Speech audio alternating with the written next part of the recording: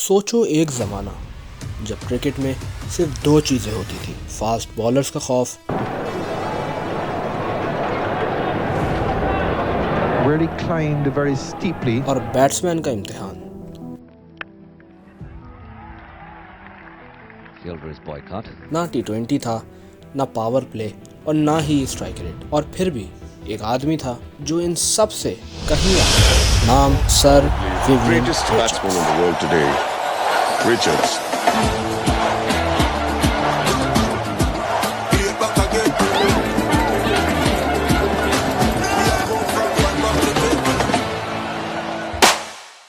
1970s और 80s की cricket आज की क्रिकेट से बिल्कुल मुख्तलिफ थी। अनइवन पिचेस होती थी, बॉल कभी चेस्ट पर लगती, कभी टो पर, और कभी कभी तो सीधा दांत तोड़ देती थी। हेलमेट्स नहीं होते थे। फास्ट बॉलर्स को सीधा ये सिखाया जाता था कि बैट्समैन को डराओ, और फिर भी सर विव रिचर्ड्स बगैर झुके सीधी गर्दन के साथ क्रीज पर खड़े होते थे। उनकी बॉडी लैंग्वेज ही बता देती थी ये सिर्फ सर्वाइव करने नहीं, ये डोमिनेट करने आए हैं। आज की क्रिकेट में हमारे पास सुपरस्टार्स हैं, Abhishek Sharma, Saim Ayub, Travis Head, Dewald Brevis, लेकिन विव रिचर्ड्स इन सब से अलग थे। आज की क्रिकेट में हम बहुत सुनते हैं इंटेंट दिखाना जरूरी है, लेकिन विव रिचर्ड्स के लिए इंटेंट एक लफ्ज नहीं था, इंटेंट एक फैसला था जो बॉल फेंकने से पहले ही उनके जहन में ये बात क्लियर कर देता था, आज मैं बॉलर के हिसाब से नहीं खेलूंगा, बॉलर मेरे हिसाब से खेलेगा। लेकिन उससे पहले अगर आपने सब्सक्राइब नहीं किया तो सब्सक्राइब करके घंटी के निशान को दबा दें ताकि आने वाली तमाम वीडियोस का नोटिफिकेशन आपको बर वक्त मिल सके। लोग अक्सर कहते हैं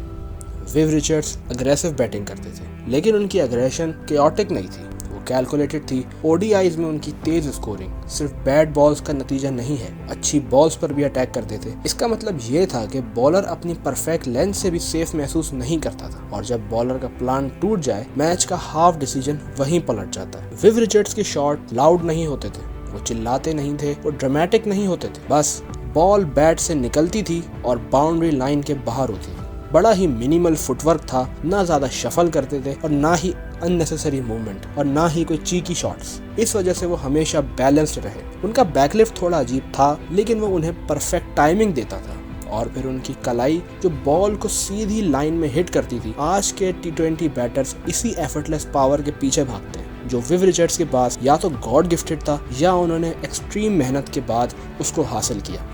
अब सोचो आज का जमाना, hard new ball, flat pitches, छोटी बाउंड्री, 6 ओवर का पावर प्ले, और क्रीज पे सर विवियन रिचर्ड्स, सामने पेस बॉलिंग जो उनका दुश्मन नहीं, जो उनका वेपन है। आज की क्रिकेट में शायद उन्हें एंकर नहीं कहा जाता, उन्हें कहा जाता पावर प्ले इन्फोर्सर, जो गेम के शुरू में ही अपोनेंट के हाथ से कंट्रोल छीन लेता। लेकिन यहाँ एक ऑनेस्ट सवाल भी उठता है, T20 सिर्फ एग्रेशन का गेम नहीं है, ये एक स्पेसिफिक जमाने और एक स्पेसिफिक टाइमलाइन का गेम है। तो सवाल ये है, क्या विव रिचर्ड्स आज के T20 में सरवाइव भी कर पाते?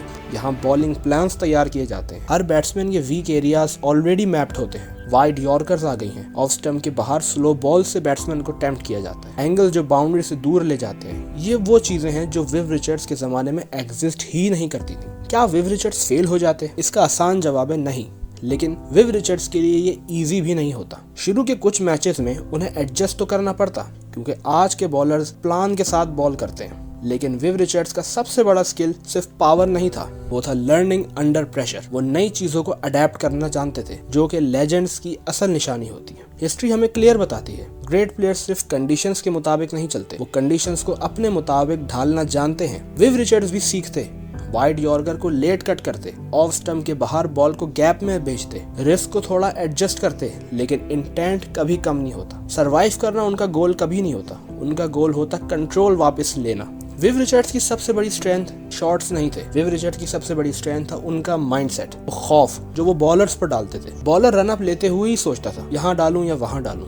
कभी कभी तो बॉल फेंकने से पहले ही प्लान चेंज हो जाता था, फील्डर्स पीछे चले जाते थे, कैप्टन डिफेंसिव हो जाता था। ये वो इम्पैक्ट है जो स्कोर कार्ड में नहीं दिखता, लेकिन मैच वही जीतता है। विव रिचर्ड्स को समझने के लिए नंबर्स कंपैरिजन करना गलत है, बेहतर यह है कि हम उनका रोल देखें। उनके पास क्रिस गेल जैसी रॉ पावर थी और विराट कोहली जैसा कंट्रोल और अवेयरनेस भी। ये कॉम्बिनेशन आज भी बहुत रेयर है। तो आप क्या समझते हैं, क्या विव रिचर्ड्स आज के इस मॉडर्न T20 गेम में सरवाइव कर पाते या वो फेल हो जाते?